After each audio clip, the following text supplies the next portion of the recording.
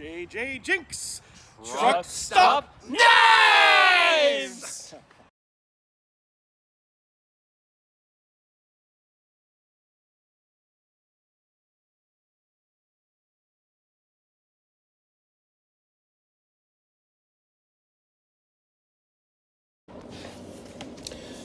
So, what is the heritage then?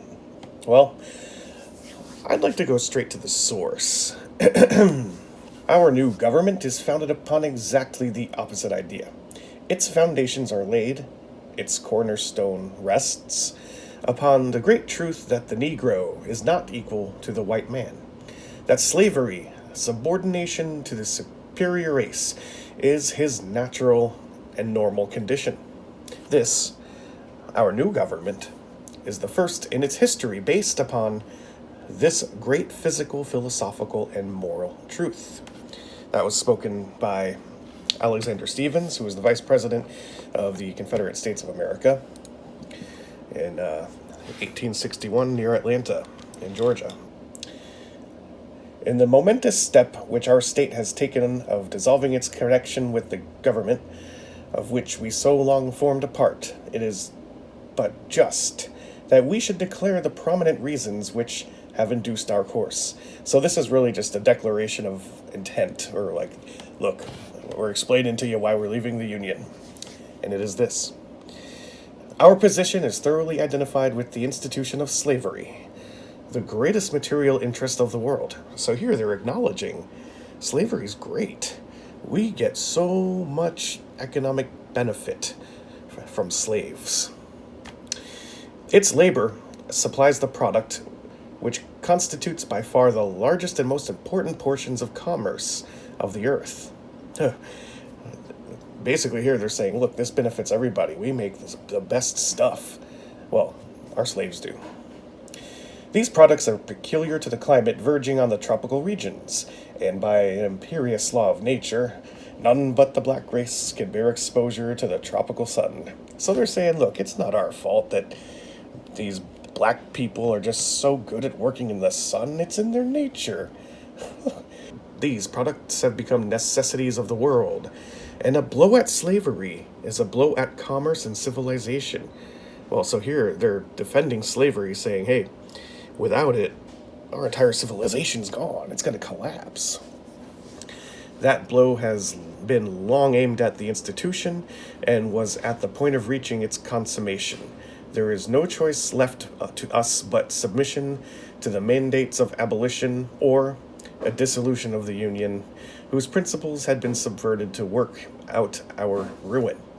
So here they're basically saying, you left us no choice. It was either get rid of our slavery or leave the Union. Look, we don't have a choice. We're leaving the Union. The heritage of white supremacy was not birthed out of hate. It was birthed out of plunder. I think that what we really need to think about when we buy things with the Confederate flag on it is, what is the heritage?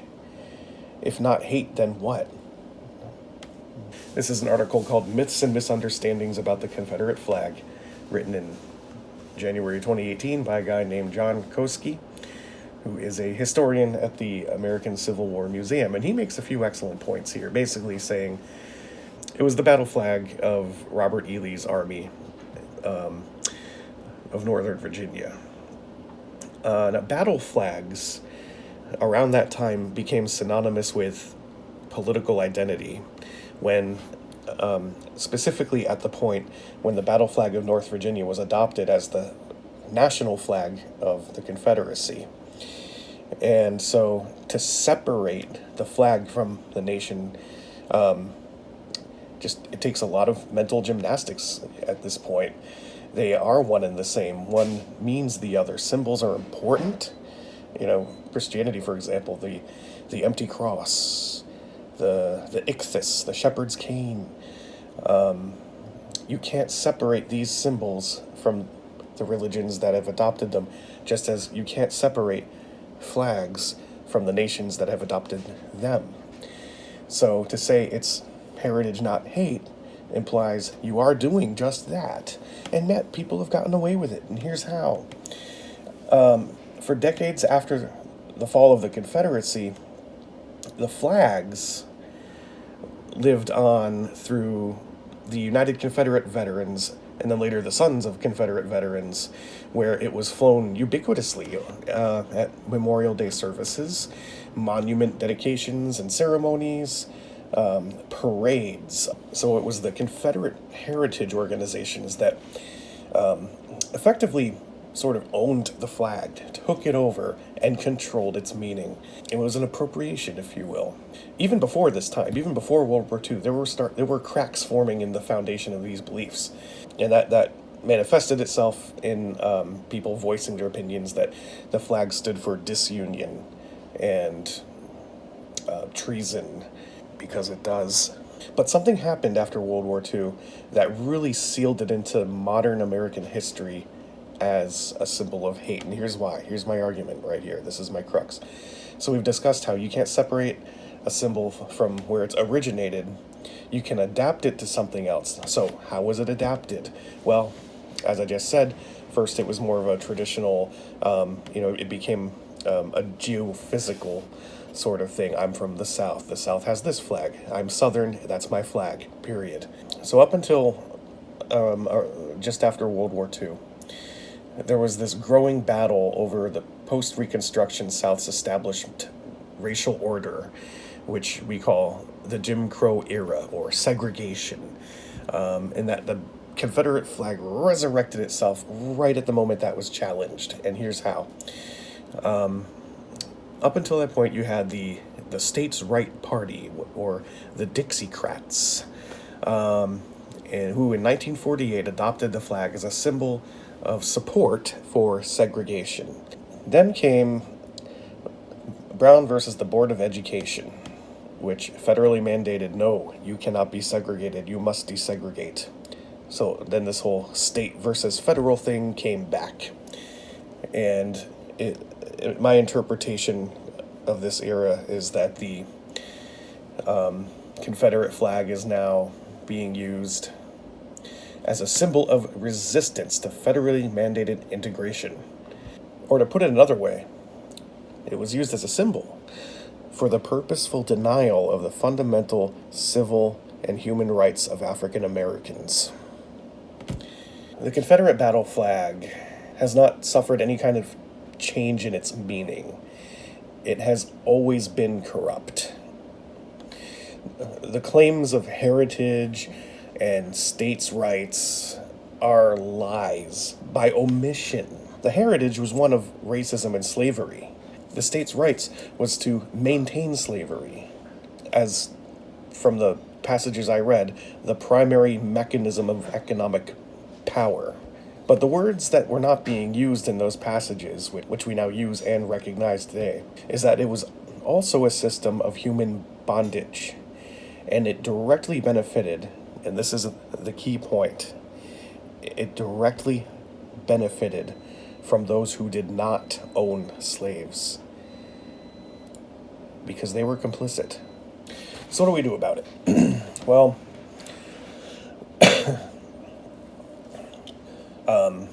that's a tough question that we inevitably all have to face. I guess one way of dealing with it is to and really understand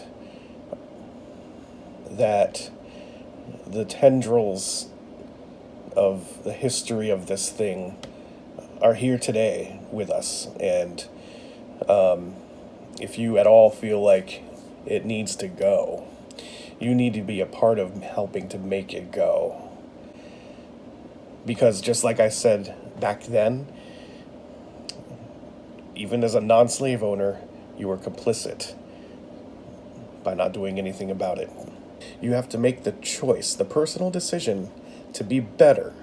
Forget about the past for a moment and think about right now. Make it better. Be better. Be best. No, that's something else. But it all comes down to personal decisions. You know, if you see something fucked up happening, somebody's getting harassed or exploited, or if somebody is being racist. You have a choice in that moment to do something about it. And it might be scary, it might not be easy, but it's these little individual choices in these moments where if you make a stand against it, it's going to make a difference in the long run for everyone. Now I know I'm talking all, big picture here, but I'm gonna bring it back down to why I'm done with BudK, which was the whole point of this thing. I see a lot of this bullshit on BudK's website, in their catalog. They have a lot of stuff that bears the Confederate flag symbol, and it is very disconcerting to me that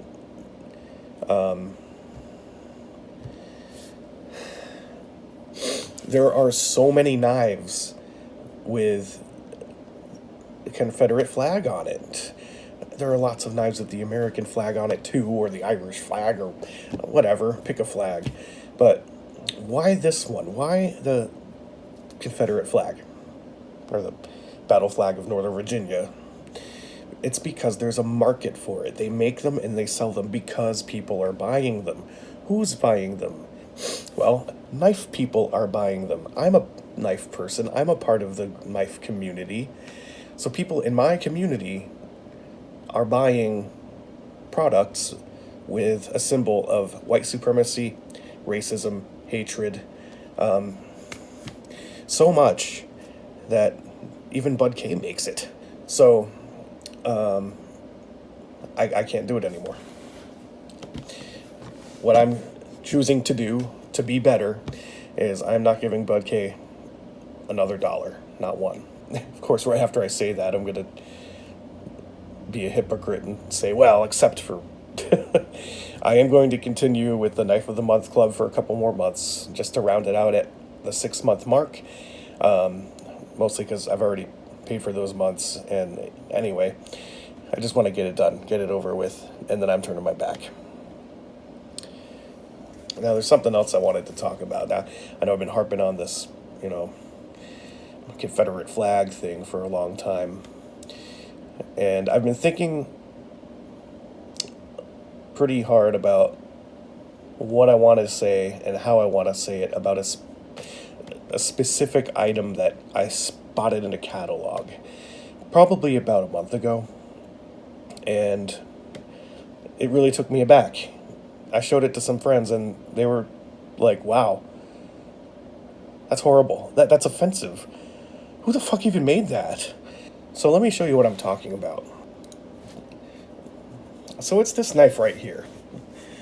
This is the Kissing Crane Trail of Tears commemorative trapper. Wow.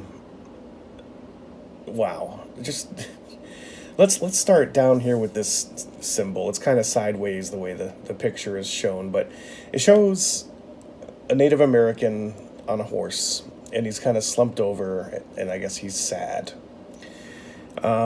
This is a really fucked up picture, because look, okay.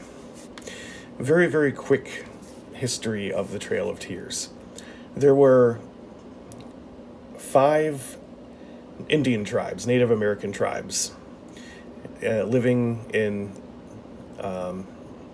different states in America, mostly in the South, that were in a treaty with the American government, where they basically, the tribal leaders actually kind of liked America. They wanted to integrate with American society. And so those tribes were designated by the U.S. government. They were called the civilized tribes. They were the ones who wanted to be like the whites. Well, then what happened was Andrew Jackson, the Indian fighter. And at the time, Andrew Jackson really, really wanted to kick the Indians off of their land and take it for America.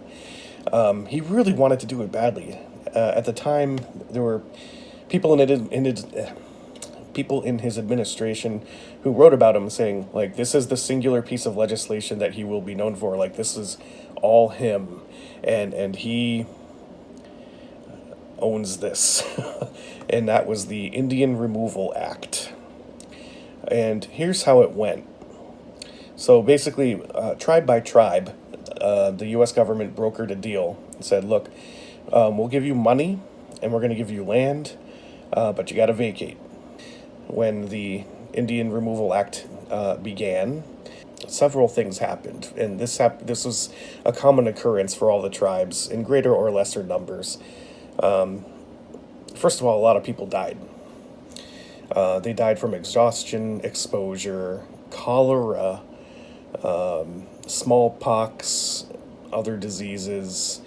It was a terrible time. And a lot of people think that's where it ends. That's why it's called the Trail of Tears, because it was sad that the people traveled this way. But there were a couple of other things that happened that a lot of people don't talk about. For example, along the way, some people changed their minds. So what they did when that happened was they would wake up in the morning and be like, okay, pack up all your shit, we're marching again. And they just didn't. They were like, you know what?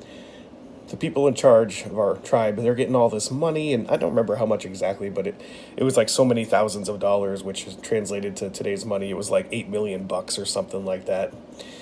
They're like, I don't think we're going to see any of that money, guys. And when the tribes were being were moving, they were moving in clusters. It wasn't like one mass of people. It was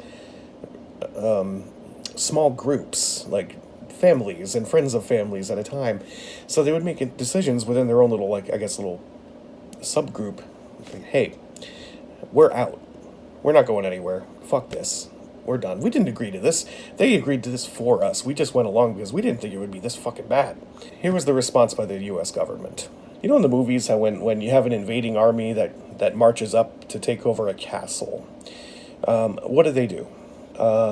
They lay siege to the castle. One of the things they do is they turn away supply lines. They choke off the food supply, and then they poison the water. So they choke off the food supply, choke off the water supply, and then they wait. They wait for, I don't know, the people to revolt, or the leaders to say, yeah, we're going to lose everything, this sucks, we give. And if that doesn't work, you start launching giant fucking rocks into their walls. So the United States Army took a very similar approach. Basically, surrounded their camps, didn't let people go hunting, didn't let them go foraging, didn't let them go and get water, and just waited until enough of them starved, died from disease, or otherwise just gave up. And then they kept marching. So over the course of all of this, they kept records of how many people died and how they died. And by the way, quick detail, they also kept those records for the slaves of the Native Americans. Oh, yeah, so back when I said that the Native Americans really liked the whites and they really liked the way that, we were doing things as a country, that included slavery. Native Americans owned slaves, and they were allowed to bring them with them on the Trail of Tears because they were property. And the slaves were absolutely decimated. When you had these small groups surrounded by soldiers not being allowed to get food, water, guess who didn't eat first? Looking back on this knife, I see this guy on the horse, and I think, first of all, these people went on foot. I mean, yeah, you're going to have some of them on horseback, but these were people, they were carrying, shelter and clothes and tools, and, they had to hunt along the way. They needed supplies to get through all the different seasons. They needed to ford rivers. They were not all just kind of going on a horse ride through the countryside. So already this thing is disingenuous. What makes matters even worse is what's written on the blade. And this is the part that really, really got to me. The migration of the 5 civilized tribes. So I already talked about the whole civilized tribes thing. Migration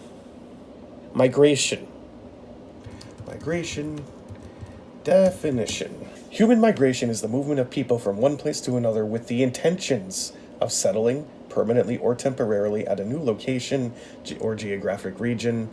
UNHCR which is the United Nations High Commissioner for Refugees. They define forced displacement a little more accurately as a displacement as a result of persecution, conflict, generalized violence, or human rights violations. And I think that we can all agree that is a much more apt description of what happened in the Trail of Tears. And to use the word, the migration of the 5 civilized tribes, it's a little bit more than whitewashing. Holy shit, you're completely ignoring the reality of the history. Why does this knife exist? And that's what really got me pondering how this came to be in this catalog in front of me today, the day I saw it. I like to give people the benefit of the doubt whenever possible. So my thought was, well, it is a Kissing Crane product, and I know that Kissing Crane uses BudK exclusively as their product outlet. So I thought, well, okay, maybe BudK didn't have much of a say over this. Maybe this was a part of a contract with Kissing Crane where it's like, you must advertise X number of products or something. So I imagine the person at BudK who puts these catalogs together, did they speak out about this? Do you think maybe, did somebody conscientiously object, say, hey, this product is kind of fucked up. Can we get Kissing Crane on the phone and tell them, this is a little insensitive and it might piss somebody off? So it put me in another difficult position because I was like, if I choose to not buy from BudK anymore, am I punishing the right people? Maybe I could be okay not buying from Kissing Crane anymore. Maybe. I'm trying. I'm trying to give them the benefit of the doubt. And then I saw this.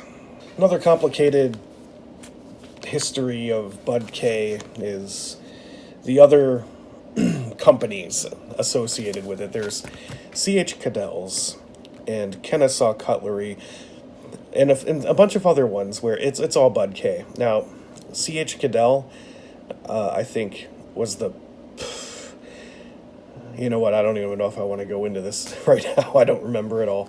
But right now, it's all the same company. If you order from C.H. Cadell's, if you order from Kennesaw, it's all going to come out of Moultrie, Georgia, from BudK's warehouse with BudK's address on it and BudK on the return label. It's all BudK now. So when I saw this on the Kennesaw Cutlery catalog, they put the fucking thing on the cover.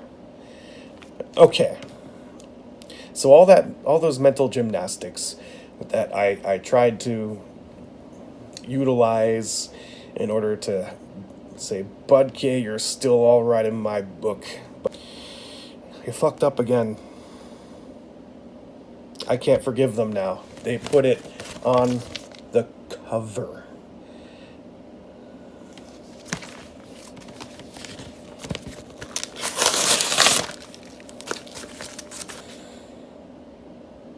Wow. I hear a lot of, I know a lot of people who tell a story about, not necessarily a parent, sometimes it's like a teacher, where they say, I'm not mad, I'm disappointed. And like that hurts even more. It's like, oh my God, I disappointed them.